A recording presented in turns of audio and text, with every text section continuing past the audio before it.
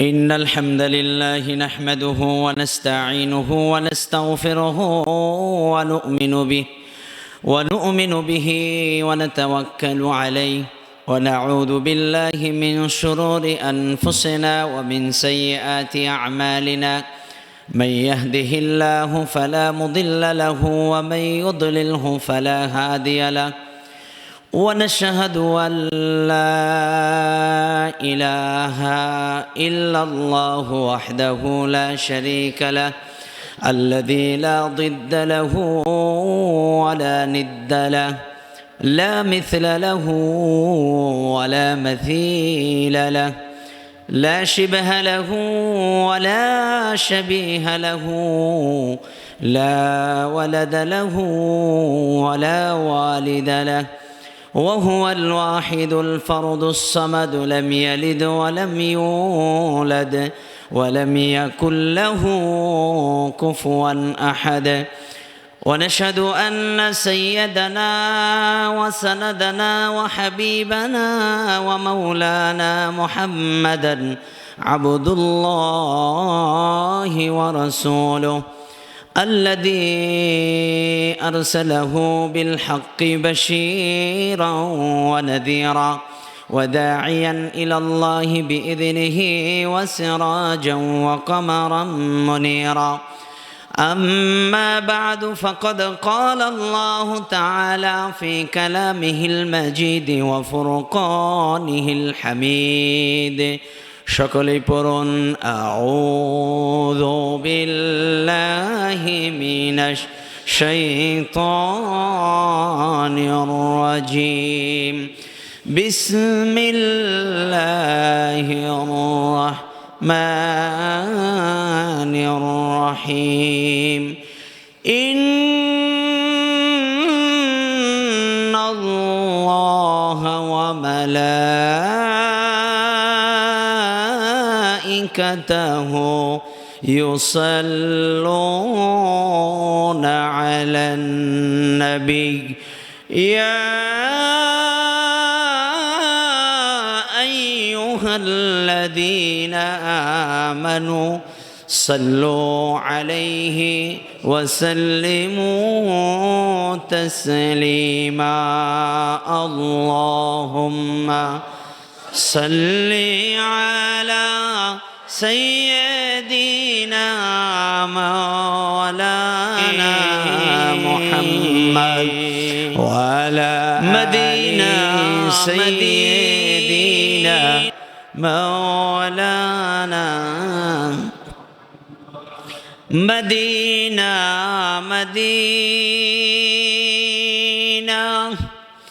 मोमिनों की गुनगुना है,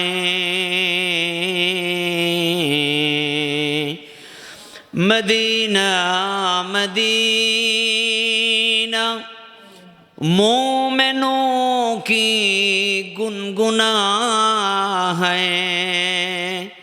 दीदारे मदीना आशिकों की तमन्ना है। अल्लाहुम्मा सल्ली अला मौलाना मुहम्मद वअला आलि सय्यिदिना मौलाना। मदीने की हवा से जन्नती बू आती है, मदीने की हवा से जन्नती बू आती है। ओ खा के पाके मदीने में नूर जन्नत चमकती है। बलगल उला बिकमालिही कशफद्दुजा बिजमालिही हसनत जमीओ खिसालिही सल्लु अलैहि।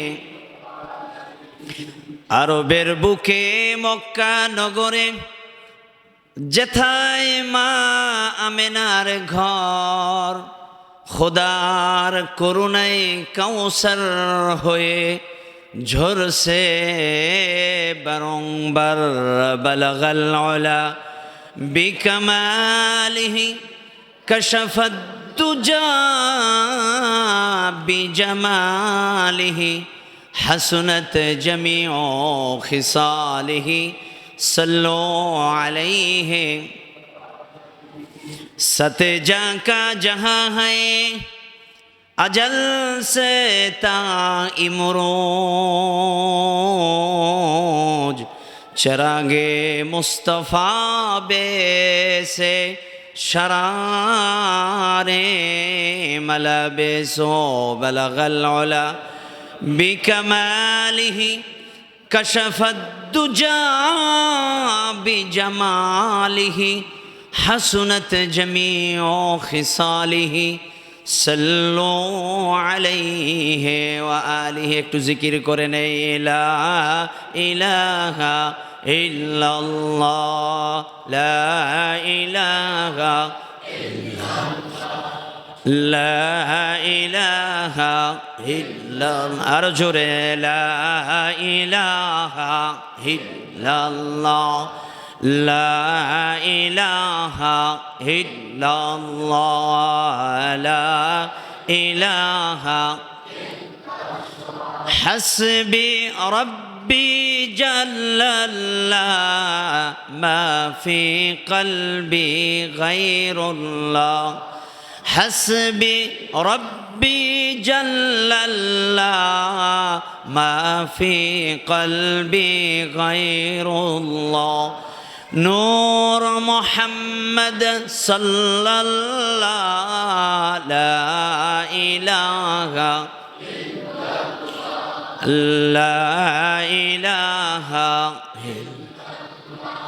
ला इलाहा इल्लल्लाहु मुहम्मदुर रसूलुल्लाह सल्लल्लाहु अलैहि वसल्लम।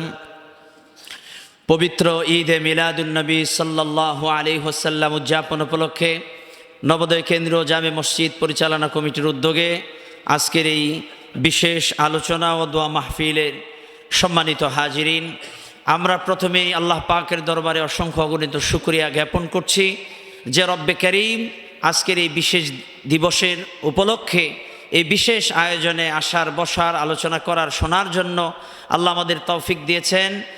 জবান খুলে কালিমাতুশ শুকুর আমরা আদায় করছি আলহামদুলিল্লাহ। রব্বানা লাকাল হামদ হামদান কাসীরান তয়্যিবান মুবারাকান ফীহি। দরুদ ও সালাম পেশ করছি সৈয়দুল মুরসালিন, ইমামুল মুরসালিন, আফতাবে নবুওয়াত, শাহেনশাহে রিসালাত, ইমামুনা শফিউনা হাবিবুনা মাওলানা মুহাম্মদ সাল্লাল্লাহু আলাইহি ওয়াসাল্লামের প্রতি, যাকে আল্লাহ সুবহানাহু ওয়া তাআলা পৃথিবীতে সর্বশেষ নবী এবং রাসূল হিসেবে পাঠিয়েছেন। যে নবী এই পৃথিবীতে এসেছেন শান্তির ধারক এবং বাহক হিসেবে। নবীজি এসেছেন অন্ধকার সমাজকে আলোকিত করার জন্য। যে নবীজির উম্মত আমরা হতে পেরে ধন্য। আমরা যে নবীর উম্মত নিজেদেরকে দাবি করি, যে নবী ছাড়া আমরা কেউ জান্নাতে যেতে পারবো না, আমরা সে নবীর প্রতি দরুদ ও সালাম পেশ করছি, পড়ছি সাল্লাল্লাহু আলাইহি ওয়াসাল্লাম। সম্মানিত সুধী, রবিউল আউয়াল মাস আল্লাহ রসুলের আগমনের মাস, আর 12 রবিউল আউয়াল নবীজির আগমন এবং বিদায়ের দিবস। আমরা 12 রবিউল আউয়াল অবগাহন করছি। 12 রবিউল আউয়াল মাস তথা 12 রবিউল আউয়াল শুরু হয়েছে। সন্ধ্যার পর থেকে 12 রবিউল আউয়াল গণনা শুরু হয়েছে আলহামদুলিল্লাহ।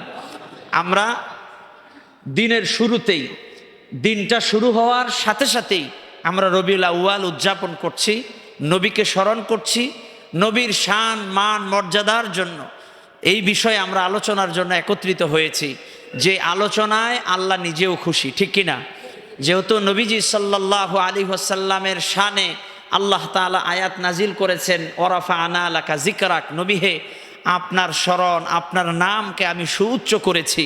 এই পৃথিবীতে যত নাম আছে সব নামের চেয়ে শ্রেষ্ঠ নাম হলো মুহাম্মদ সাল্লাল্লাহু আলাইহি ওয়াসাল্লাম। আল্লাহর পরেই যার সম্মান।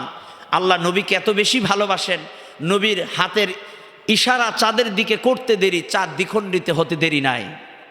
নবীজি পা জমিন থেকে উঠাতে দেরি, আর সে আজিমে যাইতে দেরি হয় না, ঠিক কিনা? যে নবীজি সাল্লাল্লাহু আলাইহি ওয়াসাল্লামের দোয়া কবুলের সাথে সাথে দোয়া কবুল হয়ে যায়।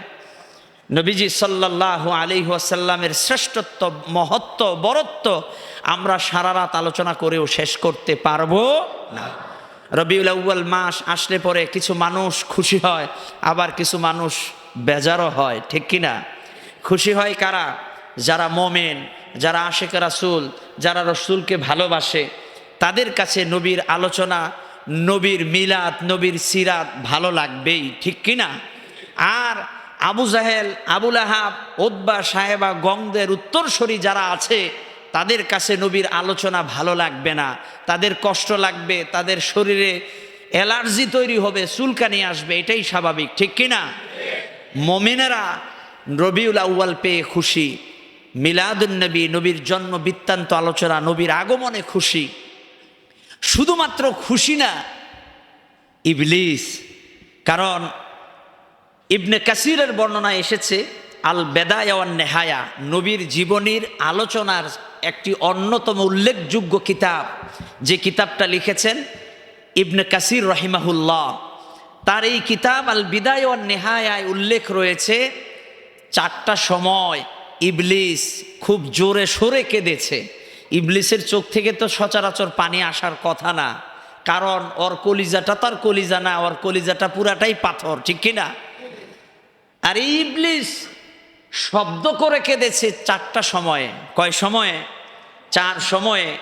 ইবনে কাসির রহিমাহুল্লাহ তার বেদায়া ওয়ান নেহায়ার 166 নাম্বার পৃষ্ঠার মধ্যে একটা বর্ণনা এসেছে, ইন্না ইবলিসা রান্না আরবা'a রান্নাত হিনা লুইনা ওয়া হিনা উহবিতা ওয়া হিনা উলিদা রাসূলুল্লাহ ওয়া হিনা উনজিলাত আল ফাতিহা। 4টা সময় ইবলিস খুব শব্দ করে কেঁদেছে। তার মধ্যে এক সময় হচ্ছে যখন আল্লাহ তাআলা তাকে অভিশপ্ত ঘোষণা করেন। আদমকে সেজদা করতে বলা হয়, সব ফেরেশতারা সেজদা করে, কিন্তু ইবলিস সেজদা করে নাই। আর আল্লাহ তখনই তাকে অভিশপ্ত ঘোষণা করেছেন। এই সময় ইবলিস শব্দ করে কেঁদেছে, হাউমাউ করে কেঁদেছে। দ্বিতীয় আরেক সময় ইবলিস শব্দ করে কেঁদেছে যখন এই ইবলিসকে বেহেশত থেকে বের করে দেওয়া হয়, ইবলিস তখনও খুব শব্দ করে কেঁদেছে। তৃতীয়ত হলো নবীজির যখন আগমন এই পৃথিবীতে হয়, ইবলিস সহ্য করতে না পেরে শব্দ করে কেঁদেছে। এই বর্ণনা থেকে বোঝা যায় ইবলিস নবীর আগমনে খুশি না, ও বেজার, ও কষ্ট পেয়েছে, যার কারণে ও শব্দ করে হাউমাউ করে কেঁদেছে। আরও একটা দিন এই ইবলিস কেঁদেছে, সেই দিনটা ছিল যখন আল্লাহ সুবহানাহু ওয়া তাআলা সূরা ফাতিহা নাজিল করেন। বলেন না সুবহানাল্লাহ। তার মানে হলো ইবলিস নবীর আগমনে অসন্তুষ্ট, নবীর আগমন সে সহ্য করতে পারে নাই। নবীর আগমনে অসন্তুষ্ট হয়ে শব্দ করে কেঁদেছে। সেই ইবলিসের কিছু চালাফেলা তার বংশধর এখনো পৃথিবীতে আছে। আছে কি নাই? আছে। যাদের কাছে নবীর আগমন, নবীর জীবন বৃত্তান্ত, নবীর সম্মান মর্যাদা দেখবেন আলোচনা করতে গেলে বলবে এটা বেদাত, বেদাত, বেদাত, বেদাত, বাদ, বাদ, এরকম বলে কি না? বলে কি না? মিলাদুন নবী সাল্লাল্লাহু আলাইহি সাল্লাম, নবীর জীবন বৃত্তান্ত আলোচনা আমরা করব। আর এটার মধ্যে একটা মানুষকে থেকে দূরে সরানোর একটা ফর্মুলা হচ্ছে বেদাত শব্দ যুক্ত করে দেওয়া, মানুষকে গোমরাহ করা, মানুষকে দূরে সরিয়ে দেওয়া। আচ্ছা বলুন তো, এই যে আমরা সিরাতুন নবীর মাহফিল করি, সিরাতুন নবীর মাহফিলও তো ওই রকমভাবে নবীর জামানায় ছিল না, সাহাবাদের সময়ও ছিল না। সাহাবায়ে কেরাম কেউ তো সিরাতুন নবীর মাহফিলও করেন নাই, কোনো ওয়াজ মাহফিল, তাফসির মাহফিলও করেন নাই। কেউ কি দেখাতে পারবেন যে নবীজি তাফসির মাহফিল করছেন? আরে ভাই, নবীজি নিজেই তো মুফাসসির, সাহাবীদেরকে তাফসির শুনাইছেন। আলাদাভাবে তাফসির মাহফিল করার তো প্রয়োজনই হয় না, ঠিক কি না? কোনো ওয়াজ মাহফিল, বার্ষিক মাহফিল, বিয়ে বার্ষিকী, কত ধরনের অনুষ্ঠান আমরা করি। এই যে আমরা বিয়ের আয়োজনে যা যা করি, অনেকেই তো আগে ছিল না, আমরা করি।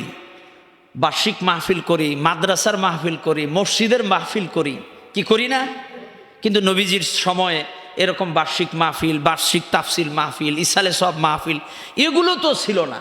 সিরাত মাহফিলও ছিল না। অন্যান্য মাহফিল যদি বৈধ হয়, যেখানে কোরআনের আলোচনা হয়, নবীজির জীবনী আলোচনা হয়, তাফসির হয়, এটা যেরকম করে না জায়েজ কিছু না, ঠিক তেমনি ভাবে নবীর জীবনী আলোচনা, মিলাদ নিয়ে আলোচনা করলেও কোনো সমস্যা নাই, ঠিক কি না?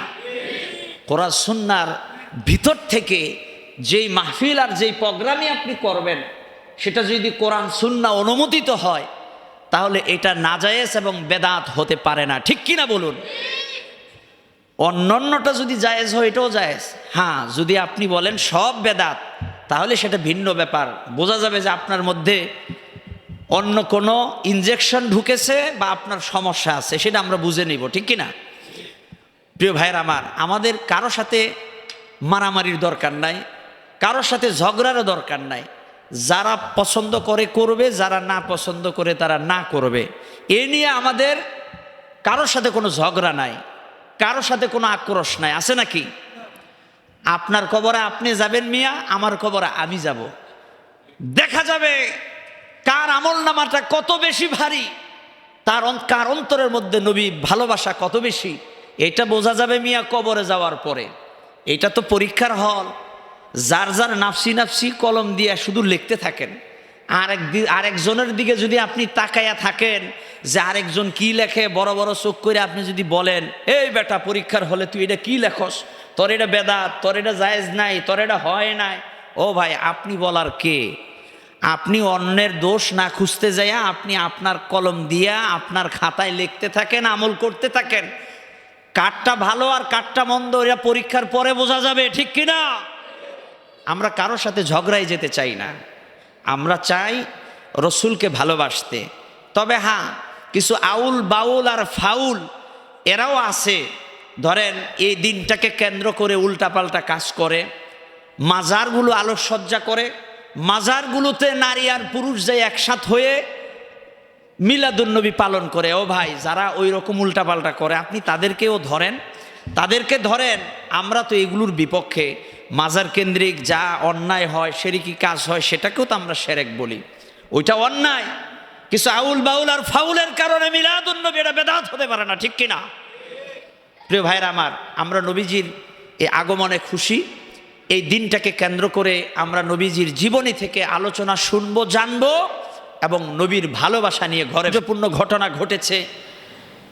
ফেরাউন বহু নিষ্পাপ বাচ্চা শিশুদেরকে জবাই করেছে, হত্যা করেছে, কারণ সে স্বপ্নে দেখেছিল এক নবজাতক ছেলে শিশুর আগমন, এবং যেই ছেলে শিশুর মাধ্যমে তার রাজ সিংহাসনের ধ্বংস অনিবার্য, যার কারণে সে হাজার হাজার ছোট ছোট নিষ্পাপ ছেলে শিশুদেরকে জবাই করেছে। আর সে সময় আল্লাহ তাআলা নবী মুসাকে পাঠান। আল্লাহর হুকুমে নবী মুসার মা নবী মুসাকে একটা বাক্সের ভিতরে ভরে নদীতে ভাসাইয়া দেন। আর ভাসতে ভাসতে যাইয়া নবী মুসা ফেরাউনের ঘাটলার মধ্যেই হাজির। ফেরাউনের স্ত্রী হজরতে আসিয়া তিনি এই বাক্সটা পেয়ে খুলে যখন দেখলেন, এই বাক্সটার ভিতরে নিষ্পাপ সুন্দর আলোকময় নবী মুসাকে, তিনি খুশি হয়ে গেলেন। আল্লাহু আকবার। নবীদের চেহারা তো অন্যান্য মানুষদের মতন মিয়া চেহারা না। নবীদের চেহারাকে আল্লাহ তাআলা বিশেষ কায়দায় তৈরি করেছেন, যাদের চেহারা থেকে নূর বের হতো, যাদের চেহারার দিকে অন্যরা তাকায়া থাকতেন। নবীজি সাল্লাল্লাহু আলাইহি ওয়াসাল্লামের চেহারা দেখেও অনেক কাফের মুসলমান হয়ে গেছে। প্রিয় ভাইয়ের আমার, নবী মুসাকে দেখে হজরতে আসিয়া খুশি হলেন, বাক্স খুললেন, ঘরে নিয়ে গেলেন। ফেরাউন বলল, সব ছেলে শিশুদের হত্যা করছি, আর এই শিশুটাকে কোত্থেকে পেলে? ঘটনা বলল, বাক্স থেকে নিয়ে আসলাম। ফেরাউন বলল যে এটাই তো মনে হয় আমার জম। আসিয়া বলল যে না, এই নিষ্পাপ ছেলেটা তোমার শত্রু হতে পারে না, এটাকে আমরাই পালবো, যেহেতু ঘরে ছেলে নাই, ঘরে সন্তান নাই। ফেরাউনের কোনো সন্তান ছিল না। ফেরাউনও চিন্তা করলো এই বাচ্চাটাকে যেহেতু পাইছি আর আসিয়া যেহেতু পছন্দ করছে তাহলে ঘরে পালি। কিছুদিন পর দেখা গেল ফেরাউন একটু আদর করতে যেয়ে মুসারে কোলে নিছে, আর মুসা আলাইহিস সালাম ফেরাউনের চেহারার উপরে মুখের উপরে জোরে একটা থাপ্পড় লাগাই দিছে। কারণ ছোট থেকেই তো নবী, ঠিক কিনা? নবী মুসা আলাইহিস সালাম তো ছোট থেকেই চিনতে পারছে কোনটা ফেরাউন আর কোনটা ভালো মানুষ, ঠিক কিনা? ছোট অবস্থায় ফেরাউনকে যখন থাপ্পড় লাগাইলো মুসা, ফেরাউন বড় বড় চোখ করলো আর ভাবলো এটাই তো মনে হয় আমার শত্রু। আরে দেখা যায় শত্রুই তো ঘরের মধ্যে।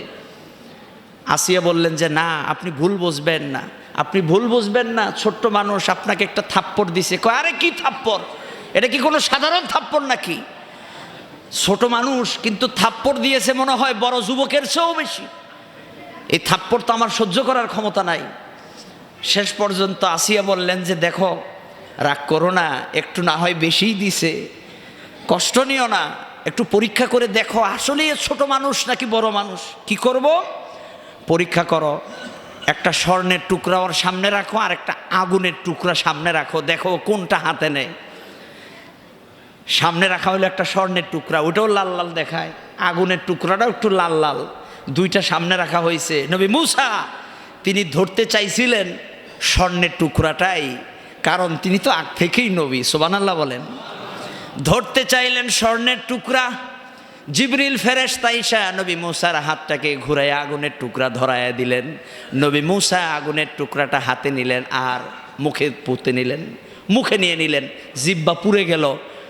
এবার আসিয়া বললেন ফেরাউন দেখো, ও যদি আসলেই ছোট না হইতো ও তো ওই স্বর্ণটাই ধরতো, দেখো আগুনটা ধরছে, তার মানে ও ছোট, ওর কোনো দোষ নাই, ওরা দোষারোপ কইরো না। ফেরাউন বলল প্রথম তো মনে হইল স্বর্ণের টুকরাটাই ধরতে চাইছিল, কেন জানি আবার ঘুরে আগুনটা ধরলো, বুঝে আসলো না। যাই হোক, এটা নিয়ে আর কথা নাই বললাম, আমার কেন জানি শুধু ভয়ই লাগে। ফেরাউন আগেই বুঝতে পারছে, ঠিক কিনা? আশ্চর্যপূর্ণ ঘটনা। নবী মুসাকে আল্লাহ ফেরাউনের ঘরেই বড় করলেন, আর সেই মুসার মাধ্যমে ফেরাউনের ধ্বংস হলো, ঠিক কিনা? আশ্চর্যপূর্ণ ঘটনা। ঈসা আলাইহিস সালামের জন্মের বিষয়ে আমি বলেছি, দোলনায় কথা বলেছেন। আল্লাহ সুবহানাহু ওয়া তাআলা নবী মুহাম্মদকে যে পাঠালেন সেই সময়টায় কিছু আশ্চর্যপূর্ণ ঘটনা ঘটেছে, যেটা পৃথিবীর অন্যান্য মানুষের বেলায় ঘটে নাই। আল্লাহ রসুল সাল্লাল্লাহু আলাইহি সাল্লাম এই পৃথিবীতে যখন জন্মগ্রহণ করেন, যখন আগমন করেন, সেই সময়টা ছিল 570 খ্রিস্টাব্দ। মানুষের কাছে সেই সময়টা ছিল আমুল ফিল, হস্তি বছর। মানে আগে মানুষ সময় গণনা করত কোনো একটা ঘটনাকে কেন্দ্র করে। আমাদের এখানে যাদের স্বাধীনতার আগে আর পরে জন্ম, দেখবেন বাবা মারা কিন্তু তারিখ, দিন তারিখ আর সন বলতে পারে না। কি বলতে পারে না? কি বলে যে স্বাধীনতার যুদ্ধের 1 বছর আগে তোর জন্ম, অথবা স্বাধীনতার 2 বছর পরে তোর জন্ম, অমুক বন্যার সময়ে তোর জন্ম, ঠিক কিনা? মানে ঘটনার সাথে মিলাইয়া জন্ম তারিখ নির্ধারণ করা হয়। আমাদের জন্ম তারিখ আমাদের মা বাবারা লেখা রাখলেও ওই ছোটবেলায় যে ঝড় আর বন্যার বৃষ্টি হয়েছে, এতে তো অনেক সময় ঘর ভেঙে গেছে, চাল যে কই গেছে আর মানুষ কই গেছে আল্লাহই ভালো জানে, ঠিক কিনা? একটা সময় এরকম গেছে না, ঝড় বৃষ্টি তুফান, দলিল পত্র দেখবেন অনেকেরই নাই, থাকবে কেমনে? ঘরে তো ধরেন পানি উঠছে, ঝড় হয়েছে, বন্যা হয়েছে, সব শেষ। তবে ঘটনার সাথে বাবা মারা বলতে পারেন যে অমুকের এই বিয়ার পরে তোর জন্ম, অথবা অমুক ঘটনার পরে তোর জন্ম। রসুলের জন্ম তখন তো কেউ আর লেখা রাখে নাই, রেখে রাখছে নাকি? একটা ঘটনা ঘটছিল, আমুল ফিল তথা ইয়ামেন দেশের বাদশাহ আব্রাহা মক্কা ঘর, কাবা ঘর ধ্বংস করতে আসছিল। আর আল্লাহ সুবহানাহু ওয়া তাআলা আবাবিল পাখি পাঠাইয়া ওই আব্রাহার বাদশাহ হস্তি বাহিনীকে ধ্বংস করে দেন। এই ঘটনার 50 কিংবা 55 দিন পরে নবী মুহাম্মদ সাল্লাল্লাহু আলাইহি ওয়াসাল্লামের পৃথিবীতে আগমন। বলেন না সুবহানাল্লাহ। তাহলে নবীজির আগমন আমুল ফিল হস্তি বছরের 50 কিংবা 55 দিন পরে ঐতিহাসিকগণ গণনা করে দেখেছেন সেই সময়টা ছিল 12 রবিউল আউয়াল, সোমবার। নবীজির আগমন সোমবারে। আবার দেখুন, নবীজি বিদায় হয়েছেন 63 বছর পার করে, যেদিন নবীজি বিদায় হন সেই দিনটিও ছিল 12 রবিউল আউয়াল সোমবার। কয়জন মানুষের এরকম দুনিয়া আগমন হওয়া আর বিদায় হওয়ার দিন তারিখ এক আছে? আছে। আর আপনি যদি চান এটা দিন তারিখ ঠিক রেখে যদি মরে যান, সেটা তো আর স্বাভাবিক মরা হইল না, এটা তো আত্মহত্যা হবে, ঠিক কিনা? কিন্তু আল্লাহ তাআলা নবীকে পাঠাইছেন 12 রবিউল আউয়াল, আবার উঠায়ও নিছেন 12 রবিউল আউয়াল। সুবহানাল্লাহ বলবেন না? আবার নবীজি সাল্লাল্লাহু আলাইহি ওয়াসাল্লামের উপরে আল্লাহ তাআলা যে কোরআন নাজিল করলেন, সেই কোরআন নাজিলের সময়টাও ছিল 12 রবিউল আউয়াল সোমবার। সুবহানাল্লাহ।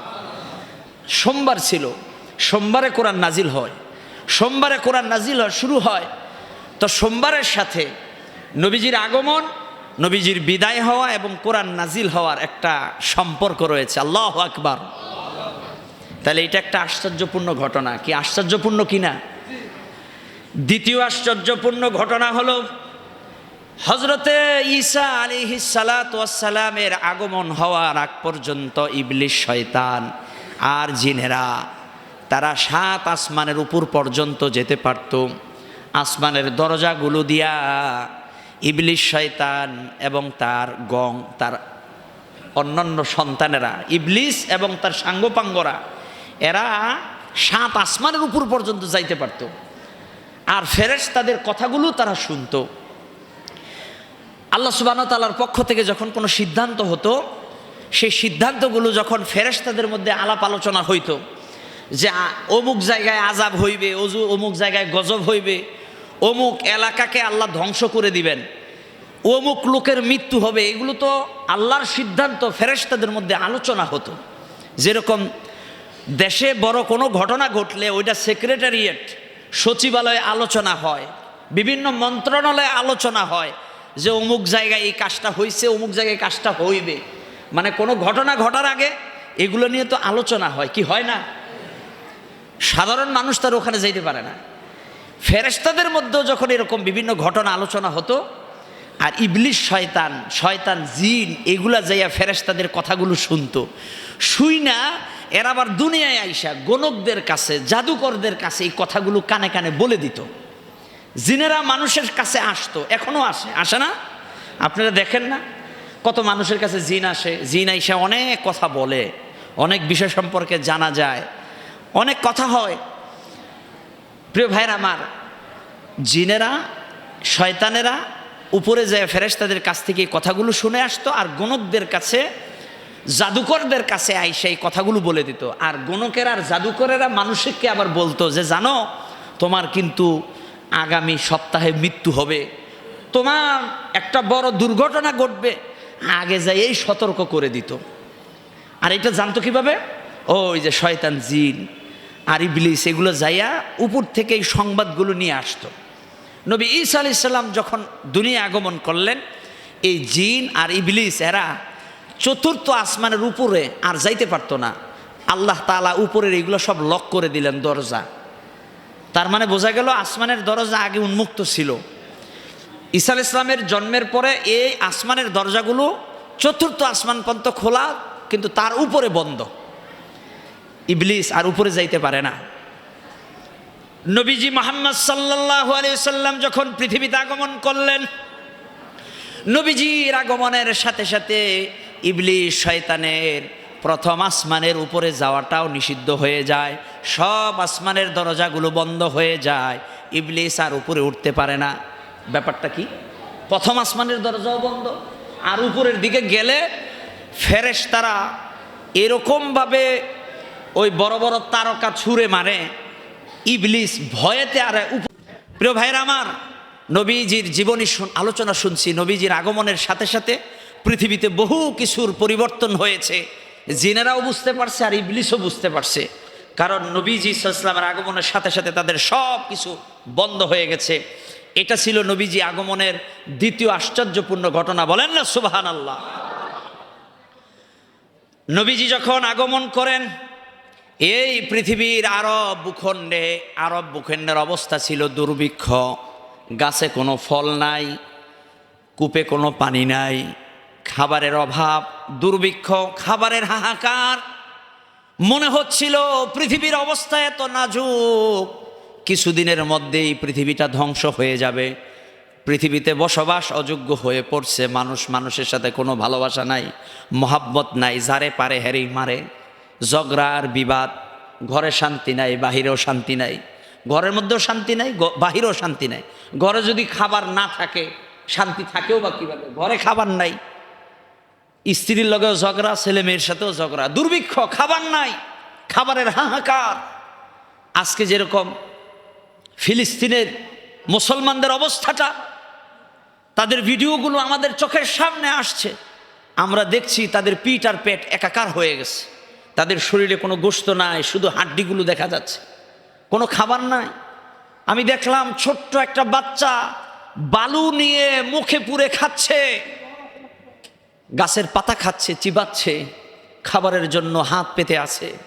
কি এক বিভীষিকাময় এই বর্তমান পৃথিবীতে। ফিলিস্তিনের মুসলমানদের দিকে লক্ষ্য করুন, এরকম একটা সময় আরবেও ছিল, খাবারের অভাব, কোথাও খাবার নাই। নবীজি যখন আগমন করেন তখন এই দুর্ভিক্ষটা চলছে, পৃথিবীর মানুষ ভাবতেছিল অল্প কিছুদিনের মধ্যেই এই পৃথিবীটা ধ্বংস হয়ে যাবে। রাহমাতাল লিল আলামিন নবী মুহাম্মদ সাল্লাল্লাহু আলাইহি সাল্লাম যখন পৃথিবীতে আগমন করলেন, পৃথিবীর সেই দুর্ভিক্ষ দূর হয়ে গেল, পৃথিবীতে বৃষ্টি হলো, অনাবাদী জমিগুলো আনাবাদী হলো, ফলমূল ফল ফলাদিতে গাছপালাগুলো ভরে গেল। রাহমাতাল লিল আলামিন নবীজির আগমনের সাথে সাথে পৃথিবীর চিত্র পাল্টে গেল। সুবহানাল্লাহ। গাছে ফল ছিল না, নবীর আগমন হয়েছে, গাছে ফল ধরা শুরু হয়ে গেছে। অনাবৃষ্টি ছিল, বৃষ্টি ছিল না, নবীর আগমনের সাথে সাথে বৃষ্টি শুরু হয়ে গেল। পৃথিবীর আবহাওয়ার পরিবর্তন হলো, পৃথিবীর মানুষ মনে হয় বাঁচার স্বপ্ন দেখতে লাগলো। সুবহানাল্লাহ। নবীজির আগমন, নবীজি তো সাধারণ কোনো নবী না, তিনি তো রাহমাতাল লিল আলামিন, সমগ্র বিশ্ব জাহানের জন্য রহমত। সুবহানাল্লাহ বলেন।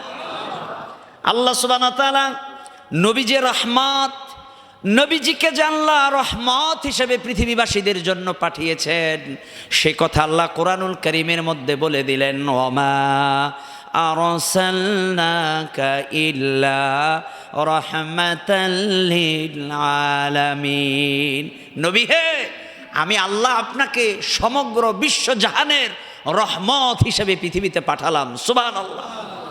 তার মানে হলো সমগ্র পৃথিবীর জন্য নবী রহমত, আর মহান আল্লাহ হলেন সমগ্র বিশ্বজাহানের জন্য রব। যার কারণে সূরাতুল ফাতিহায় আমরা পড়ি আলহামদুলিল্লাহি রাব্বিল আলামিন। আল্লাহ সুবহানাহু ওয়া তাআলা নিজেকে রব ঘোষণা দিলেন যে আমি সমগ্র বিশ্বজাহানের জন্য রব, আর সমগ্র বিশ্বজাহানের জন্য রহমত, এটা আল্লাহ নিজেই ঘোষণা দিয়ে জানিয়ে দিলেন। নবীজি হলেন সমগ্র বিশ্বজাহানের জন্য রহমত। আমরা যেই যে খাই মজা মজা অনেক কিছু, কত বাহারি ধরনের ফল ফলাদি, কত ধরনের খাবার আমরা যে খাই, একবারের জন্য চিন্তা করি না এই খাবারগুলো কার উসিলাই খাই, কার উসিলাই এই গাছগুলো ফলে ফুলে পরিপূর্ণ হলো। এই ফসল যে দিচ্ছে নবীর উম্মতের উসিলায়, নবী মুহাম্মদের উসিলায় পৃথিবীর মানচিত্র পাল্টে গেল, খাবারের অভাব দূর হয়ে গেল। মিয়া এত খাও, এত বাহারি ধরনের খাবার পৃথিবীর মানুষ আগে কখনো খাইতে পারে নাই।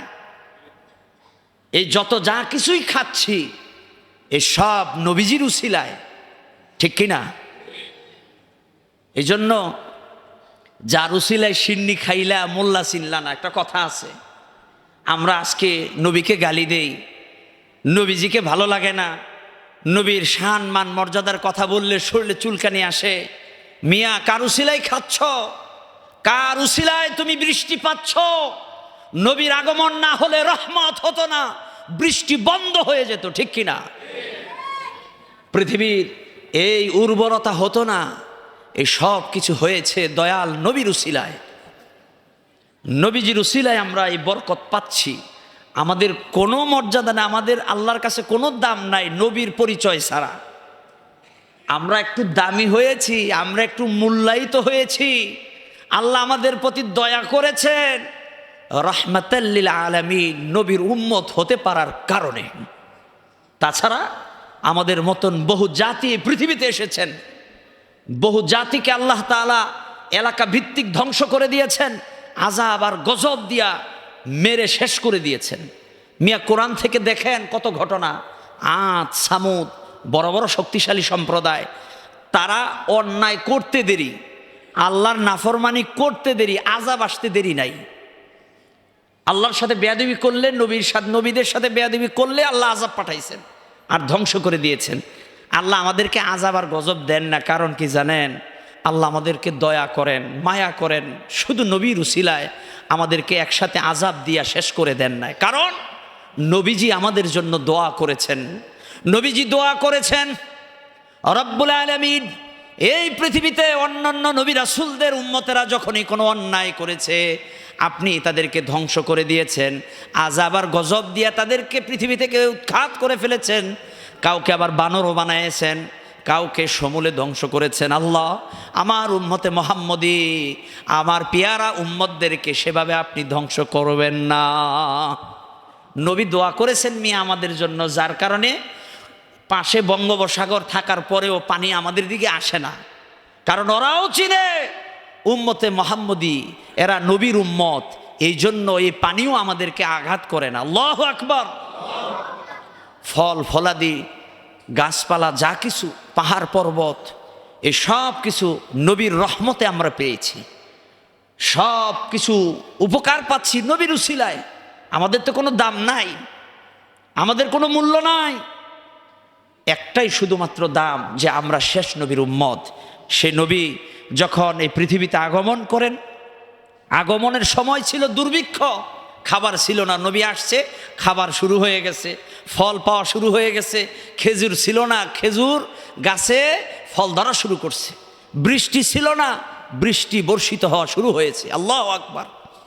নবীজি যখন আগমন করেন, পারস্যের বিশাল প্রাসাদের 14টি প্রাচীর ধ্বংস হয়ে পড়ে যায়।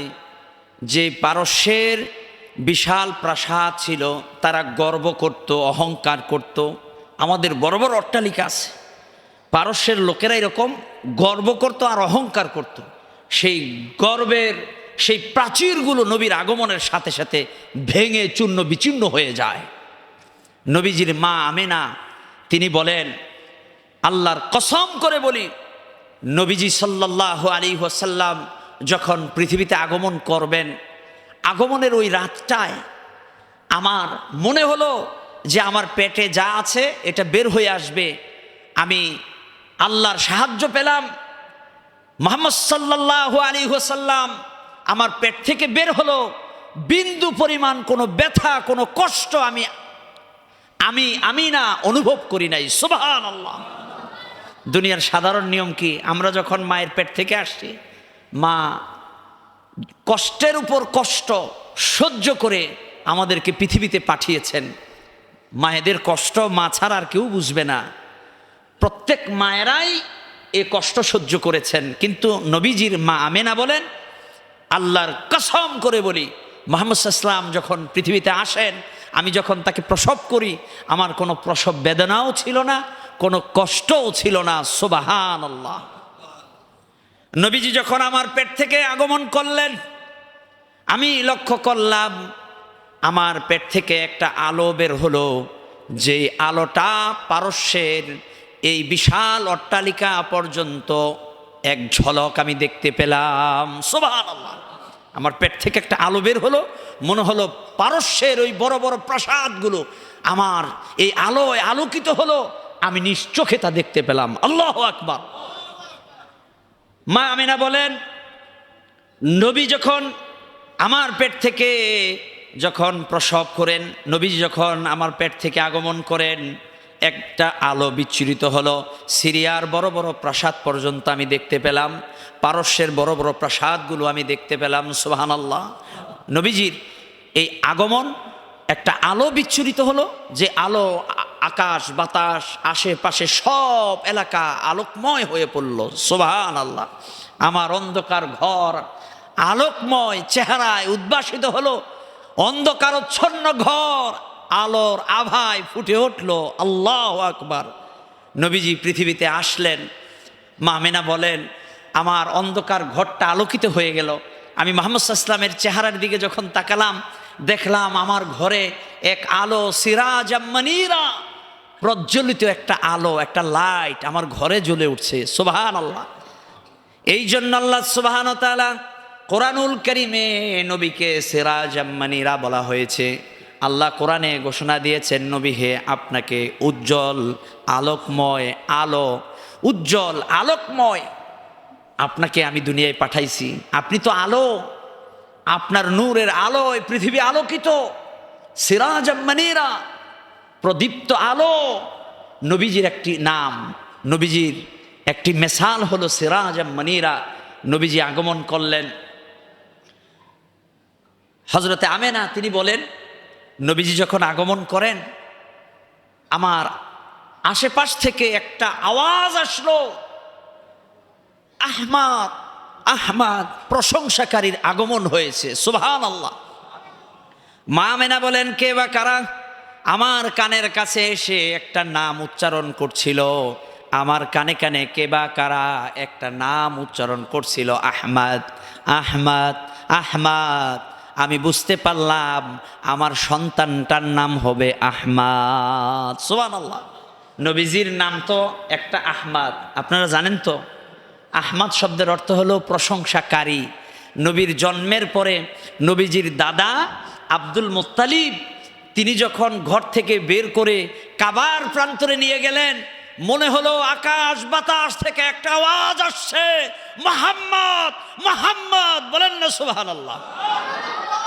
আব্দুল মুত্তালিব বলেন, নবীকে ঘর থেকে বের করে যখনই কাবার প্রান্তরে গেলাম, আমার কাছে মনে হলো আরবের বড় বড় পাথর, বড় বড় পাহাড়গুলো থেকে আওয়াজ আসছে, মুহাম্মদ মুহাম্মদ।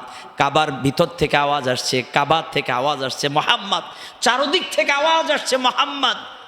এই জন্য আব্দুল মুত্তালিব নবীর দাদা নবীজির নামকরণ করলেন মুহাম্মদ। বলেন না সুবহানাল্লাহ। আব্দুল মুত্তালিব কি নিজের ইচ্ছায় নাম কি রাখছেন? কার ইচ্ছায়? কার ইচ্ছায়? আল্লাহর ইচ্ছায়। আল্লাহই তো সবাইকে বলার সুযোগ করে দিলেন। জমিন কথা বলছে মুহাম্মদ, পাথর কথা বলছে মুহাম্মদ, বড় বড় পাহাড় বলছে মুহাম্মদ। এই মুহাম্মদ প্রশংসা প্রশংসা প্রশংসিত। এই আওয়াজ যখন আব্দুল মুত্তালিবের কানে আসলো, তিনি নামকরণ করলেন নবীজির মুহাম্মদ সাল্লাল্লাহু আলাইহি ওয়াসাল্লাম। এটা নির্দেশনা ছিল কার? আল্লাহর নির্দেশে নবীজির নাম আসলো। এই জন্য কোরআনুল কারীমে আল্লাহ সুবহানাহু ওয়া তাআলা নবীজির নাম মুহাম্মদ, এটি কোরআনের 4টা জায়গায় বললেন। কয়টা জায়গায়? আল্লাহ সূরাতু আলে ইমরানের 144 নম্বর আয়াতে জানিয়ে দিলেন, ওমা মুহাম্মাদুন ইল্লা রাসূল ক্বাদ খালাত মিন ক্বাবলিহির রাসূল।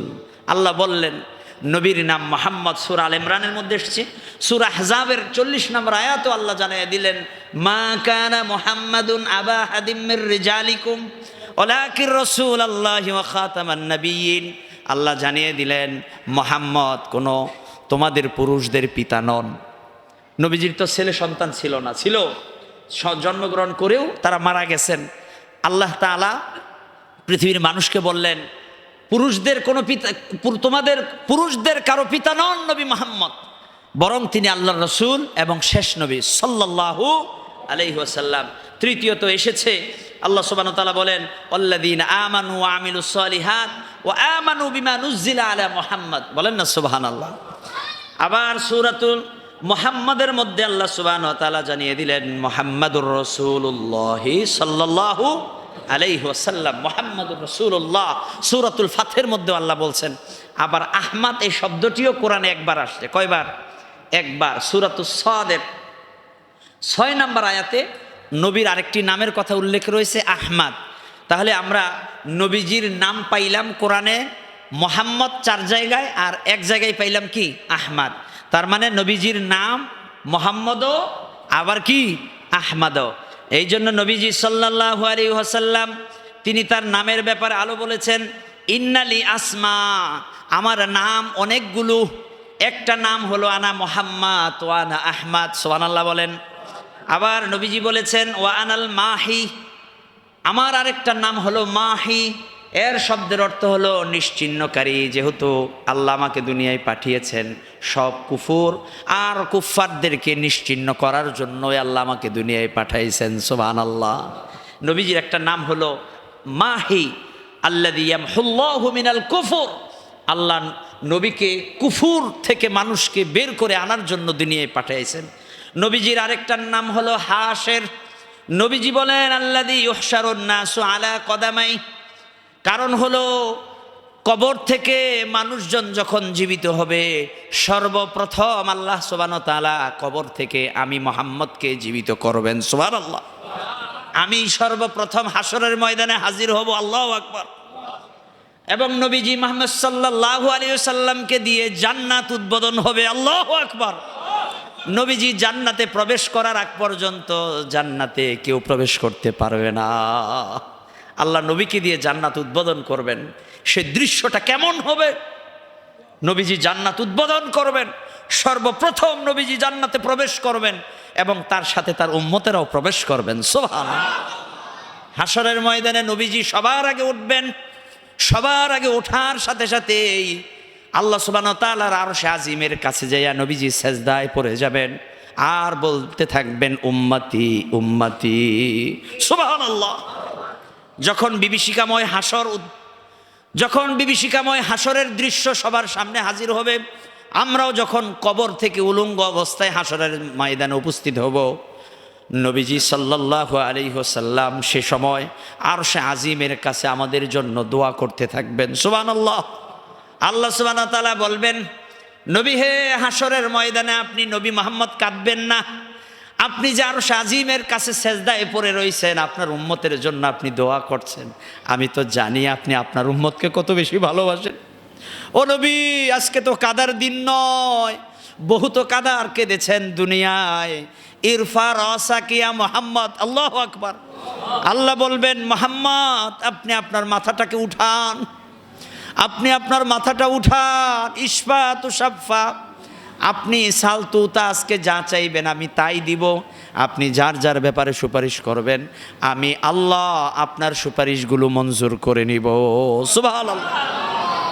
ও মিয়াজি, নবীর সুপারিশ ছাড়া আমরা কেউ জান্নাতে যেতে পারবো না। সব নবীরা বলবে নাফসি নাফসি। উম্মতেরা অনেকে দৌড়ে আদমের কাছে যাবে। আদম বলবে আজকের এই দিনে সুপারিশ করার ক্ষমতা আমি আদমের নাই। নবী মূসা বলবেন আজকের এই দিনে আমার সুপারিশ করার কোনো ক্ষমতা নাই। তোমরা আমার কাছ থেকে চলে যাও, তোমরা চলে যাও ইব্রাহিম খলিলুল্লাহর কাছে। ইব্রাহিম খলিলুল্লাহ বলবেন আমারও আজকের সুপারিশ করার কোনো ক্ষমতা নাই, পারবো না। সবাই চলে যাবে নবী ঈসার কাছে। নবী ঈসা বলবেন মুহাম্মদ সাল্লাল্লাহু আলাইহি ওয়াসাল্লামের কাছে যাও। আমরা সবাই নবী মুহাম্মদের কাছে হাজির হব, নবীজি আমাদের জন্য সুপারিশ করবেন আল্লাহর দরবারে। সুবহানাল্লাহ।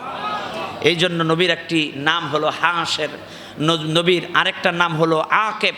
তার মানে নবীজি শেষ, তারপর আর পৃথিবীতে কোনো নবী আসবে না। যদি কেউ নবী দাবি করে, ও কি সত্য নবী না ভণ্ড নবী? সত্য নবী না ভণ্ড নবী? তাহলে গোলাম আহমদ কাদিয়ানি যে ভারতে নিজের নবী বলে দাবি করছিল, ও কি সত্য নবী না মিথ্যা নবী? মিথ্যা নবী, ভণ্ড নবী, এতে কোনো সন্দেহ আছে? বিনা সন্দেহে ও মিথ্যা নবী, ঠিক কিনা? কারণ নবী মুহাম্মদ সাল্লাল্লাহু আলাইহি ওয়াসাল্লাম শেষ নবী, তারপরে কোনো নবী পৃথিবীতে আসেন নাই, আর আসবেনও না। প্রিয় ভাইয়ের আমার, নবীজি সাল্লাল্লাহু আলাইহি ওয়াসাল্লাম পৃথিবীতে আসলেন এতিম অবস্থায়। এতিম নবী মুহাম্মদ ঘরের মধ্যে আছেন। আরবের একটা নিয়ম ছিল, মক্কার কুরাইশ বংশের কেউ যখন জন্মগ্রহণ করে তার লালন পালনের জন্য দাত্রী হিসাবে গ্রামে পাঠায় দেওয়া। তার মানে শহরের পরিবেশের চেয়ে গ্রামের পরিবেশটা ভালো ছিল। তাদের নিয়ম ছিল যে গ্রামে সে যখন পাহাড়ে পর্বতে বড় হবে, সে হৃষ্টপুষ্ট হবে, স্বাস্থ্যবান হবে এবং শক্তিশালী হবে। এই জন্য আরবের নিয়ম ছিল বাচ্চাদেরকে গ্রামে পাঠিয়ে দেওয়া, যাতে করে সে সুস্থভাবে বেড়ে উঠে শহরে জীবন যাপন করতে পারে। মক্কা কুরাইশ বংশে নবীজির আগমন। কুরাইশ বংশ ছিল পৃথিবীর শ্রেষ্ঠতম বংশ, বলেন না সুবহানাল্লাহ। পৃথিবীর মধ্যে যত বংশ আছে, চৌধুরী বংশ, খান বংশ, তালুকদার বংশ, আবার অনেক আছে খা বংশ, আছে কি নাই? কত ধরনের বংশ যে আমরা শুনি, এটা লিখতে লিখতে বলতে বলতে রাত পার হয়ে যাবে, পার হবে না? একজন একক বংশ। আর রসুল আসছেন কোন বংশে? কুরাইশ বংশে। কুরাইশ বংশ হচ্ছে কোন বংশ? পৃথিবীর শ্রেষ্ঠ বংশ, বলেন না সুবহানাল্লাহ। আর নবীজি আসলেন কোন জায়গায়? মক্কায়, পৃথিবীর মূল কেন্দ্র। কাবাঘর মূল সেন্টার, পৃথিবীর মূল কেন্দ্র হলো মক্কা, যেখানে কাবা অবস্থিত, বলেন না সুবহানাল্লাহ। তাহলে নবীজির আগমন হইল মক্কা, আর এই মক্কায় রয়েছে পৃথিবীর সর্বপ্রথম ঘর, যে সম্পর্কে আল্লাহ বলেছেন ইন্না আউওয়ালা বাইতিন উযিআ লিন-নাস, নিশ্চয়ই পৃথিবীর সর্বপ্রথম ঘর হলো কাবা, বাইতুল্লাহ, বলেন না সুবহানাল্লাহ। আর সেই কাবার বাইতুল্লাহর পাশেই নবীর জন্মস্থান। নবীর জন্মস্থান, নবীর জন্মের যে জায়গা, নবীর যে ঘর, ওই আবু জেহেল্লার বাড়ির সামনেই নবীর সেই ছোট্ট ঘরটা কারা কারা দেখছেন? নিজ চোখে দেখছেন? হজে যে দেখছেন না? আলহামদুলিল্লাহ বলেন। আপনারা এই কয়জন দেখছেন, আর পিছনেরা দেখেন নাই? ছবিতে দেখছেন? দেখছেন তো? নবীজির জন্মের ঘর, নবীজি যেই ঘরে জন্মগ্রহণ করেছেন, ঘরটা খুবই ছোট। সাফা মারোয়া পাহাড়, এই যে সাফা থেকে মারোয়া, মারোয়া পাহাড় থেকে বের হয়ে আবু জেহেল্লার বাড়ি, ঠিক কি না? আবু জেহেল্লার বাড়িতে গেছেন কারা কারা? গেছেন? গেছেন? মাশাআল্লাহ। আবু জেহেল্লার বাড়ি মানে হাম্মাম। হাজী সাহেবরা যখনই হজ করতে যায়, সাফা মারোয়া সাই করার পরে যখন পায়খানার পেশাবের ব্যাগ আসে, তখন আর যাবে কোথায়? যাওয়ার তোর জায়গা না, একটা আছে হাম্মাম, আবু জেহেল্লা, ঠিক কিনা? আবু জেহেল্লার হাম্মাম খানায় কারোর ইচ্ছাই হোক, কারোর ইচ্ছাই হোক। আমার ইচ্ছা না হইলেও আমি অনেকবার গেছি, ঠিক কিনা? কারণ সব ঘৃণা আর সব রাগ ওর উপরে, সময় না লাগলেও সময় নেওয়া, বৈশা থাকা, যত যা কিছু আছে সব ওরে দিয়ে দেওয়া, ঠিক কিনা? যারা যান নাই যাবেন, যাবেন। কারণ এই আবু জেহেল্লা আল্লাহ রসুলকে অনেক কষ্ট দিছে। একেবারেই নবীর বাড়ির আগের বাড়িটাই ওর। সৌদি সরকার চিন্তা করলো এই ঘরটার রাইখা লাভটা কি, হাজী সাহেবদের সেবায় একটু নিয়োজিত করে দেই, যা যা দেওয়ার আবু জেহেল্লারে দিয়ে যা। আর ওইটা পার হইয়া একটু সামনে গেলে নবীজির ঘর, হাদা মাওলুদুন নবী সাল্লাল্লাহু আলাইহি ওয়াসাল্লাম, নবীজির জন্মস্থান, নবীজি যেই ঘরে জন্মগ্রহণ করেছেন সেই ঘরটা এখনও আছে না? ছোট্ট একটা ঘর, সেখানে লাইব্রেরি করা আছে, তার মধ্যে অনেক বইপত্র আছে। যারা দেখেছেন আলহামদুলিল্লাহ, আপনারা তো আলহামদুলিল্লাহ ভাগ্যবান, নবীর আগমনের ওই জায়গাটা দেখেছেন। আর ওই জায়গা থেকে তো কাবাঘর খুবই কাছে, ঠিক কিনা? তাহলে নবীজি আসছেন পৃথিবীর মক্কায়, মূল সেন্টারে। আল্লাহ সুবহানাহু ওয়া তাআলা নবীকে কেন আরবে পাঠালেন? একটা প্রশ্ন আসতে পারে। আল্লাহ তাআলা চাইলে তো বাংলাদেশেও পাঠাইতে পারতেন, কি পারতেন না? পারতেন, কিন্তু পাঠান নাই। কারণ কি? আরব, আরবি ভাষা, এটা হলো জান্নাতের ভাষা। সুবহানাল্লাহ।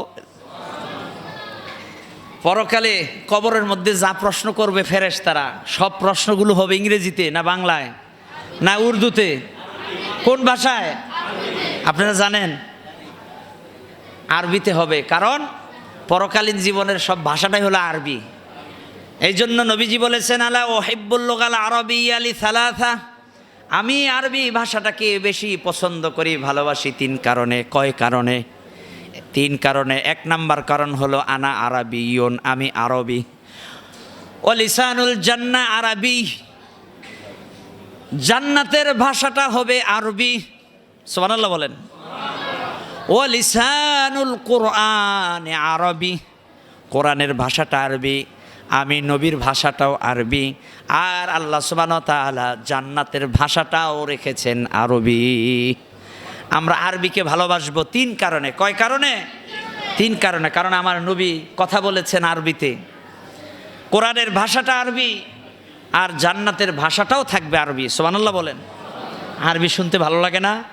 ভালো লাগেনি? আরবিটা অনেক সহজ।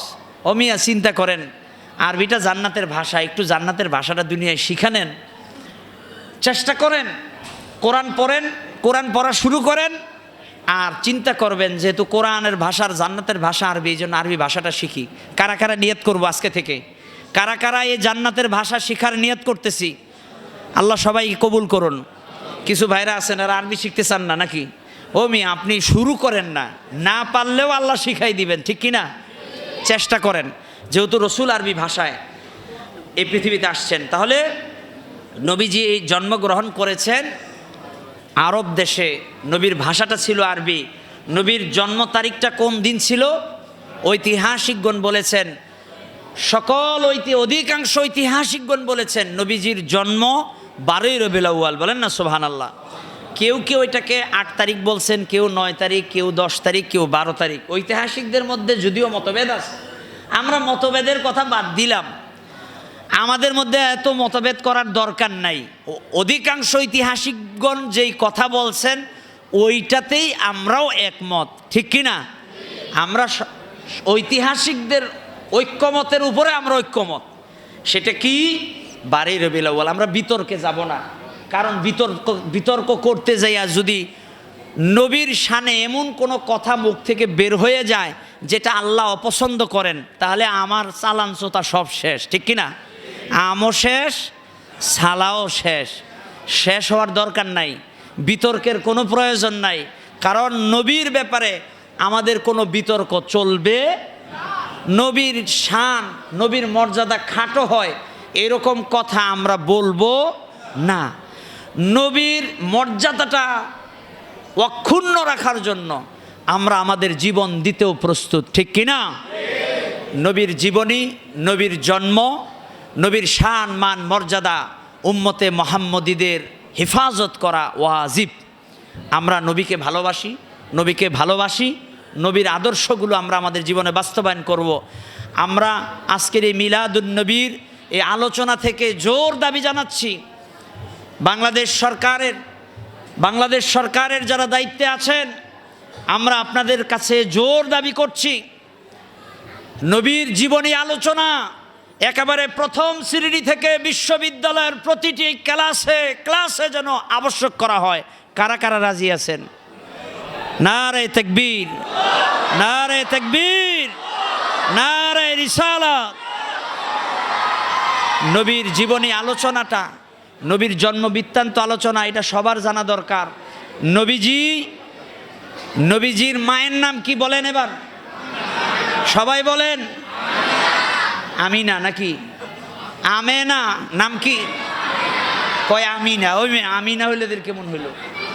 বলবেন নবীজির মায়ের নাম আমিনা। কি আমিনা বলেন আর আমেনা বলেন, যেইটাই বলেন, কিন্তু বুঝতে হবে, জানতে হবে নবীজির বাবার নাম কি? সবাই বলেন।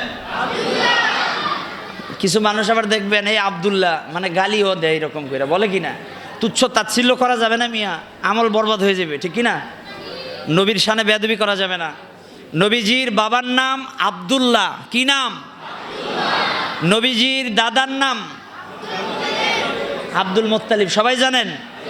আজকের এই মাহফিল সার্থক হবে এগুলো যদি আমরা জানি। নবীজির দাদার নাম আব্দুল মুত্তালিব। এবার আমরা আসবো নবীজির দাদির নাম। নবীজির দাদির নাম আপনারা জানেন? নবীজির দাদির নাম হলো ফাতিমা। নবীজির দাদির নাম কি? ফাতিমা বিনতে, আছে কি নাই?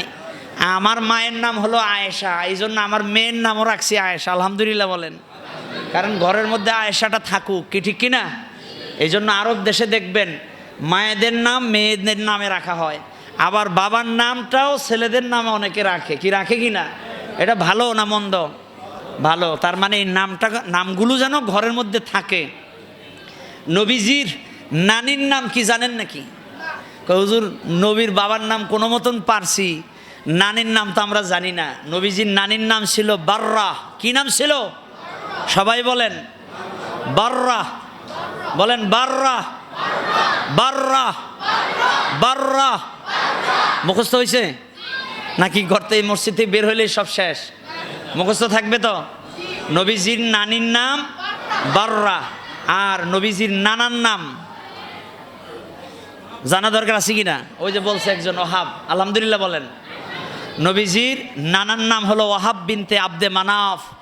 তাহলে নবীজির নানার নাম হলো ওয়াহাব বিনতে আব্দে মানাফ। ওয়াহাব পর্যন্ত জানলেও হয়, ঠিক কি না? নবীজির নানার নাম কি? এইবার প্রশ্ন হবে নবীজির দাদির নাম? ওই যাও নাই ফেলছে। নবীজির দাদির নাম কি? আর নবীজির নানির নাম? নবীজির দাদার নাম? আর নবীজির নানার নাম? আব্দুল ওয়াহাব। জানলাম তো? আলহামদুলিল্লাহ বলেন। তাহলে নবীজির সম্পর্কে জানতে হবে। দিব দিব, শেষ শেষ। তাহলে নবীজি ইসলামের আরেকটা নাম আছে, নবীজির আরেক দুধ মায়ের নাম আছে, আপনারা জানেন তার নাম কি? নাম অর্ধেক বললেন কেন, আর বাকিটার বলবেন না? হালিমাতুস সাদিয়া। কি নাম? হালিমাতুস সাদিয়া। হালিমাতুস সাদিয়া কে? নবীজির দুধ মা। নবীজিকে যিনি দুধ পান করিয়েছেন, নবীজিকে যিনি দুধ পান করেছেন তিনি হলেন হালিমাতুস সাদিয়া রাদিয়াল্লাহু তাআলা আনহা।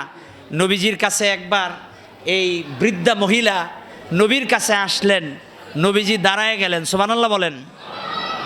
নবীজি দাঁড়ায় গেলেন, নবীজির গায়ের চাদরখানা এই বৃদ্ধা মহিলার জন্য বিছায়ে দিলেন। নবীজি তার কানে কানে কথা বললেন, তিনি আবার চলে গেলেন।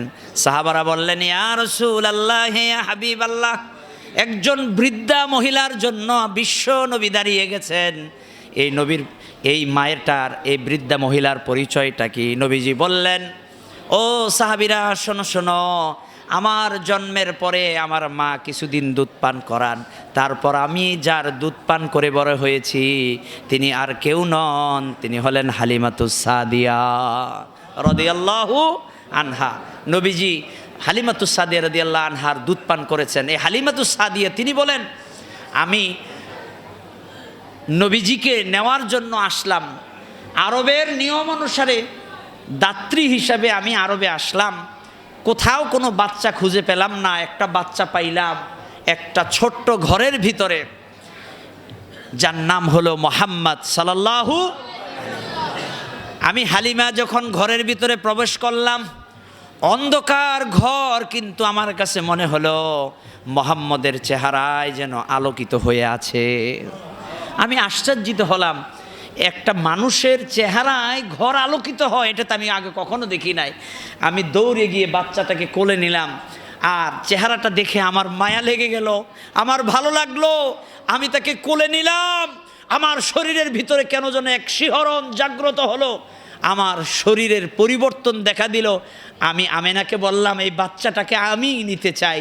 আর আমিনা বলেন যে আমি তো দিতে চাই। বলেন না সুবহানাল্লাহ। হযরতে হালেমা বলেন, আমার সাথে বনু সাদ গোত্র থেকে, তায়েফ থেকে যারা এসেছিল সবাই বাচ্চা নিয়ে অনেক আগে চলে গেছে। আমি যেই গাধাটির উপরে সাওয়ারি হয়ে এসেছিলাম, আমার গাধাটি ছিল অনেক দুর্বল, যার কারণে একটু পরে এসেছি। কিন্তু মুহাম্মদ সাল্লাল্লাহু আলাইহি ওয়াসাল্লামকে নিয়ে যখন আমি আমার দুর্বল গাধাটার উপরে উঠলাম, এই দুর্বল গাধা কোত্থেকে যেন শক্তি ফিরে পেল, মুহাম্মদকে সাথে নিয়ে তায়েফের দিকে দৌড়ে যেতে লাগলো। আল্লাহু আকবার। হালেমা বলেন, আমি যখন দ্রুত সময়ের মধ্যে তায়েফে পৌঁছে গেলাম, অন্যান্য মহিলারা বলা বলি করতে লাগলো, ও হালেমা, তুমি তো সবার পিছনে ছিলে, তোমার গাধাটার শক্তি কিভাবে ফিরে আসলো? হালেমা বলেন, হযরতে সাদিয়া বলেন যে আমার এই বাচ্চাটাকে যে আমি কোলে নিলাম, যার নাম মুহাম্মদ, এই বাচ্চাটার মুজিজায় আমি তোমাদের আগে এই তায়েফে পৌঁছে গিয়েছি। সুবহানাল্লাহ। তাহলে এই গাধাটাও শক্তি ফিরে পেল, এটা একটা আশ্চর্যকর ঘটনা। হযরতে হালেমা বলেন, আমি নবীকে নিয়ে যখনই ঘরে ঢুকলাম, আমার শরীরের মধ্যে একটা পরিবর্তন সাধিত হলো। আমার স্তনে দুধ ছিল না, আমি যে মুহাম্মদকে খাওয়াবো, কিন্তু নবীর ঘরে, নবীজির তায়েফে আগমনের সাথে সাথে, ঘরে ঢোকার সাথে সাথে আমার স্তনে দুধ এসে গেল। সুবহানাল্লাহ। গাছে পাতা ছিল না, গাছে পাতা ধরলো, ফল ছিল না, ফল ধরলো, খেজুর গাছে খেজুর আসলো। অল্প সময়ের মধ্যে পরিবর্তন হলো মুহাম্মদ সাল্লাল্লাহু আলাইহি ওয়াসাল্লামের রহমতের উসিলায়। বলেন না সুবহানাল্লাহ। তাহলে এই যে নবীজির মাধ্যমে পৃথিবীর আবহাওয়া পরিবর্তন হলো, পৃথিবীর মানচিত্রে সবুজ শ্যামলে ভরে উঠল, তায়েফের গাছপালাগুলো সবুজে শ্যামলে ভরে উঠল, খেজুর গাছগুলো খেজুরে পরিপূর্ণ হলো, আর ওটের ওলানে দুধ আসলো। আল্লাহু আকবার। এই যে পরিবর্তনগুলো হলো কার উসিলায়? কার উসিলায়? নবীজির উসিলায়। আর আমরাও যে বাহারি ধরনের ফল ফলাদি খাচ্ছি, এগুলো আমরা পাচ্ছি নবীজির উসিলায়। আমরা নবীজিকে ভালোবাসি, নবীকে ভালোবাসি, মহাব্বত করি। আর আজকের এই মিলাদের অনুষ্ঠান থেকে এটাও আমাদের শিক্ষা হবে, নবীজি ছিলেন পৃথিবীর এতিমদের সর্দার। এই জন্য কোনো এতিমকে গালি দেওয়া যাবে না, এতিমকে মারা যাবে না। নবীজি বলেছেন, আমি এতিমদের সর্দার, কারণ আমার জন্মের 6 মাস আগে আমার বাবা ইন্তেকাল করেছেন। কত মাস আগে? 6 মাস আগে। নবীজি এতিমদের সর্দার, এই জন্য এতিমদের ব্যাপারে রসুল বলেছেন, তোমরা এতিমকে গলায় ধাক্কা দিও না, এতিমকে আঘাত করো না, কারণ যদি তোমরা এতিমকে ভালোবাসো, জেনে রাখো তুমি আর আমি পাশাপাশি জান্নাতে অবস্থান করব। সুবহানাল্লাহ। তাহলে আজকের এই অনুষ্ঠান থেকে আমাদের শিক্ষা হলো, নবীজি এতিম ছিল, আমরাও এতিমদের প্রতি দায়িত্বশীল হব। এতিমকে গালি দিব না, এতিমকে গলা ধাক্কা দিব না। যখন শুনবো ওর বাবা নাই, এতিমকে আমরা আশ্রয় দিব। ঠিক আছে তো ইনশাআল্লাহ? কারণ নবীজি এতিম ছিলেন, ঠিক কি না? নবীজির মাও নবীর 6 বছর বয়সে মারা যান। তো সুতরাং নবীজির চেয়ে এতিম আর কেউ ছিলেন না। আমরা এতিমদের প্রতি সদয় থাকবো, এতিমদেরকে ভালোবাসবো। আল্লাহ সুবহানাহু ওয়া তাআলা নবীর আদর্শ, নবীর এই মহাব্বত, নবীর এই আদর্শকে বাস্তবায়নের জন্য আমরা যে এখানে বসেছি, আপনারা যে পিছনে শব্দ করছেন, মনে হচ্ছে এখনই মোনাজাত করে দেই নাকি? মোনাজাত করে দিব? আপনাদের কষ্ট হচ্ছে, আমরা ইনশাল্লাহ অল্প সময়ের মধ্যে শেষ করে দিব। কথা হচ্ছে, আমরা যে এই যে বসলাম, এই বসা থেকে শিক্ষাটা কি? রসুলকে ভালোবাসবো, রসুলকে মহাব্বত করব, নবীজির যে সুন্নাতগুলো ছিল এই সুন্নতকে ভালোবাসবো। ঠিক আছে তো ইনশাল্লাহ? নবীজি টুপি পরেছেন, আমরাও টুপি পরি। কথা বলেন ঠিক কি না? এই যে টুপিটা যে পরছি, পাগড়িটা পরছি, কার মহাব্বতে? কার মহাব্বতে? নবীজি পাগড়ি পরেছেন কিনা? এখন যদি কেউ পাগড়ি পরার পর তাকে যদি জঙ্গি বলা হয় আর মৌলবাদী বলা হয়, তাহলে নবীর উপরে আঘাত আসে কিনা? নবীর সুন্নাতের উপর আঘাত আসে কিনা? সাবধান। আমরা বলবো, নবীর সুন্নাতকে নিয়ে কখনো কটাক্ষ করা যাবে না। যারা কটাক্ষ করবে তাদের সাথে আমরা নাই, ঠিক কিনা? আর যারা নবীকে গালি দিবে, নবীর বিরুদ্ধে কথা বলবে, তাদের সাথে আমাদের কোনো সম্পর্ক। যে ব্যক্তি নবীকে গালি দিবে, নবীর শানে কটূক্তি করবে, আমরা আজকের এই দিনে জোর দাবি জানাবো, এই আইন যেন বাস্তবায়ন করা হয়, যেটা রসুল বলেছেন। রসুলকে যারা গালি দিবে তাদের শাস্তি হলো মৃত্যুদণ্ড। তাদের শাস্তিটা কি? তাদের শাস্তিটা কি? আজকের এই মিলাদুন্নবীর এই আলোচনা থেকে আমরা, সরকার যারা দায়িত্ব পালন করছেন, আমাদের সরকারের যারা দায়িত্ব পালন করছেন, দায়িত্বশীল, আমরা মেসেজটা দিতে চাই, যারা নবীকে গালি দিবে, নবীকে কটাক্ষ করবে, তাদেরকে যেন সরকারিভাবে আইন করে মৃত্যুদণ্ড কার্যকর করা হয়। এই দাবিতে কারা কারা একমত? আল্লাহ কবুল করুন, বলে আমিন। নবীকে গালি দেওয়া চলবে না। নবীকে কেউ গালি দিবে, নবীকে যারা গালি দিবে, নবীকে যারা গালি দিবে, বুঝতে হবে তাদের ঈমান নষ্ট হয়ে গেছে, ঠিক কিনা? নবীকে যারা গালি দেয় তারা কখনো মুসলমান হতে পারে না। প্রিয় ভাইরা আমার, আমরা রসুল সাল্লাল্লাহু আলাইহি ওয়াসাল্লামের শানে আজকের এই মিলাদের আয়োজন। আমরা আজকের এই অনুষ্ঠান থেকে এই ওয়াদাটা করি যে নবীজির কোনো সুন্নতকে আমরা তুচ্ছ তাচ্ছিল্য করব না, ঠিক কিনা? নবীজির সুন্নত যেটাই শুনবো, এটা নবীর সুন্নত, নবীর আদর্শ, সেটাই আমরা পালন করব ইনশাআল্লাহ। আল্লাহ কবুল করুন, বলে আমিন। আমরা চেষ্টা করব নবীর সব সুন্নতগুলো পালন করার। আমরা দুনিয়ার জীবনে দেখি, কোনো প্লেয়ার, কোনো খেলোয়াড়কে যদি কেউ ভালোবাসে, ও যে জার্সিটা পরে ওই জার্সিটা সে গায়ে দেয়, ঠিক কিনা? কোনো খেলোয়াড়কে যদি কেউ পছন্দ করে, ও যেরকম চুল কাটে তার চুলটা ওই রকম করে কাটে। তো আমরা রসুলকে যে ভালোবাসি, রসুলের এই ভালোবাসায়, রসুলের চেহারা, নবীজির সিরাতে সুরাতে আমরা কি হতে পারি কি না? আমাদেরকে দেখলেও যেন, নবীর সুন্নাতকে দেখলেও, আমাদেরকে দেখলে যেন মনে হয় যে আমরা সত্যি নবীর একজন অনুসারী, ঠিক কিনা? আল্লাহ তাআলা আমাদের এই আজকের এই আয়োজনের সার্থকতা তখনই যখন আমরা রসুলের আদর্শ নিয়ে ঘরে যেতে পারবো। আর এই ওয়াদা থাকবে যে নবীর সব সুন্নতগুলো আমরা পালন করব আর নবীর যত সুন্নত আছে কোনো সুন্নতকে আমরা অবহেলা করব না, কোনো সুন্নতকে আমরা বাদ দিব না। তাহলেই আজকের এই মিলাদুন নবীর এই মাহফিল সার্থক হবে, ঠিক কিনা? আল্লাহ সুবহানাহু ওয়া তাআলা আমাদের এই মাহফিলকে কবুল করুন। নবীজির ভালোবাসায়, নবীজির মহাব্বতে যে দীর্ঘ সময় আমরা বসলাম, হাসরের ময়দানে আল্লাহ এই আয়োজন, এই উপস্থিতি এবং এই সময়কে নাজাতের উসিলা বানায় দেন, বলে আমিন।